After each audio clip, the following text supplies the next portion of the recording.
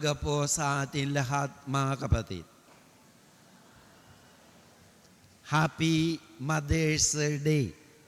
Happy Mother's Day po. Bigyan natin mga ina, isa pa malakas na palakpak.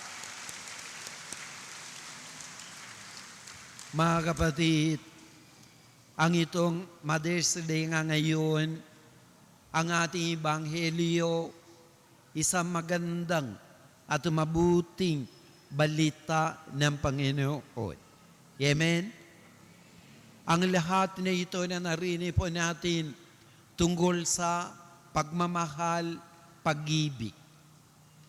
Lagi tayo mga kapatid, associate ang pagmamahal or pag-ibig sa mga ina. Tayo mga kalalakihan, hindi tayo masyadong tawagin natin na mahina po tayo, ulitin. Mahal kita, ganun. Siguro, kung binata ka, di ba, no? Kung binata, lagi magsasabi sa kaniyang girlfriend, no? Or sweetheart, mahal kita. Pero kapag mag-asawa nga, bihira tayo. Hindi ako kayo. Di ba, no? Pero mga kapatid, mga ina, lagi sila magsasabi, gusto nila marinig na sabihin ang mga anak nila o asawa, mahal kita nanay, mahal kita sweetheart, etc. Anyhow, mga kapatid, ang Ebanghelyo, ang ipakita ng Panginoon sa atin, ang kaniyang pusong ina. Sinabi niya dito sa Ebanghelyo, ayon kay San Juan, Kapitulo 14, versikulo 18, sinabi po niya, hindi ko kayo iiwang nangungulila. I will not leave you orphans, sinabi. Tingnan niyo mga kapatid, ang kanyang pagmamahal para sa atin, parang pagmamahal ng isang ina. Ano ba itong pagmamahal niya mga kapatid? Ano ba ang nagtuturo sa atin? Ito ang ating pagninilay. Base ng mga ibang mga readings na narinig po natin, marami po tayong pwede magninilay. Pero let me just limit to just two simple points. Ang pagmamahal ng Panginoon, ano ba ang nagtuturo sa atin? Pang-araw-araw na buhay. Una po ay mga kapatid, ang nagtuturo siya sa atin ng mapagmahal na pagsunod. Mapagmahal na pagsunod. Ibig sabihin mga kapatid, lovingly obedient nga. Bakit mga kapatid? Bakit mapagmahal na pagsunod, lovingly obedient? Because it makes our pagsunod talagang easy. Easy nga. Di ba? Minsan sa isip natin, ang mga bagay na sabihin ni nanay, ang bigat. Kung wala itong pagmamahal sa ating puso, mga kapatid, madali tayo maghahanap ng mga alibay. Madali po tayo maghanap ng excuses, Pero kung may mahal nga, madali. Ito sinabi ng Panginoon, mga kapatid, dito sa Ebanghelyo, Sinabi niya, 14 na kapitulo, 15 na versikulo, sinabi niya, kung iniibig ninyo ako, tutuparin ninyo ang aking mga utos.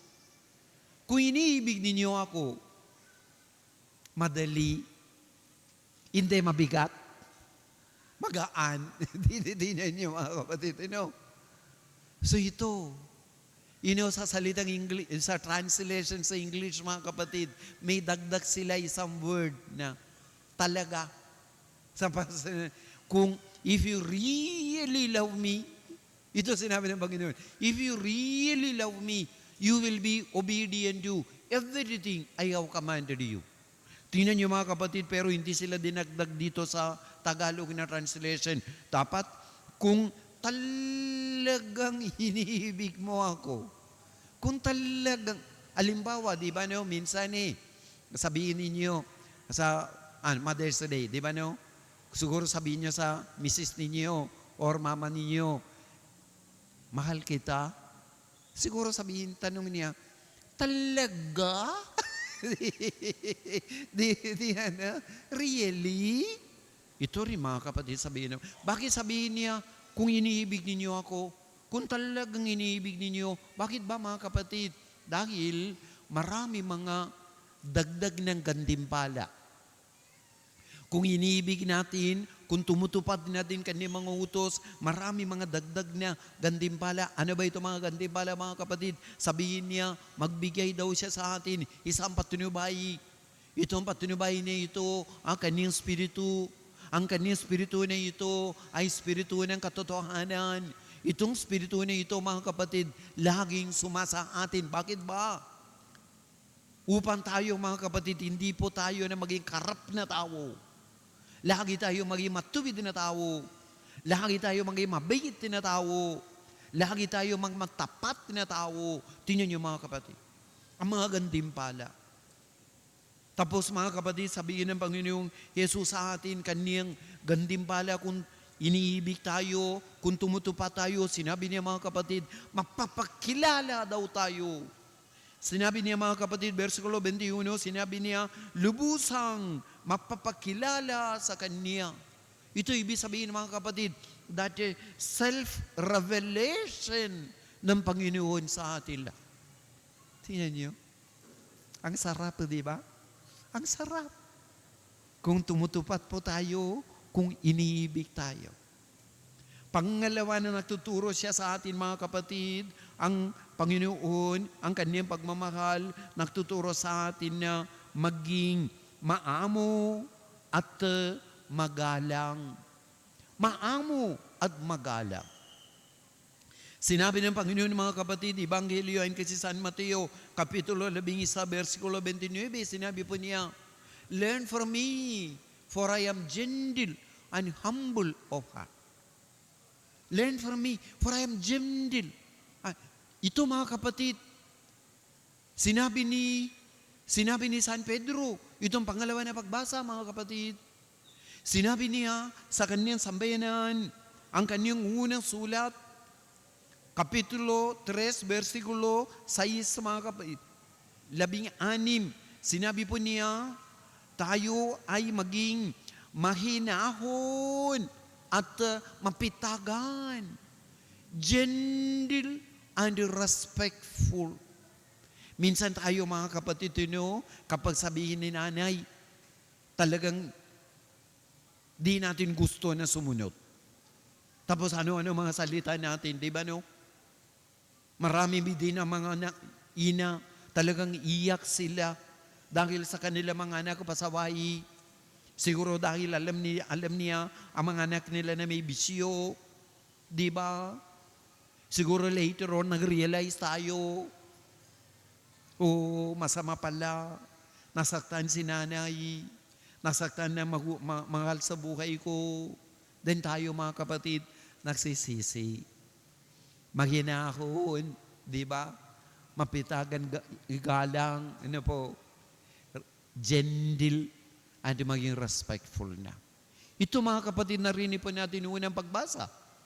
Si Felipe, pumunta siya sa Samaria. Itong Samaria mga kapatid, alam natin, sabihin ni San Lucas sa atin, kanyang Ebanghelyo, Kapitulo 9, versikulo 53. Isang araw habang Panginoong Yesus at kanyang mga lagad na patungong Jerusalem, instead of taking the long route through the Decapolis, parang may shortcut sila through Samaria. Galing sa Galilea, Samaria, Judea.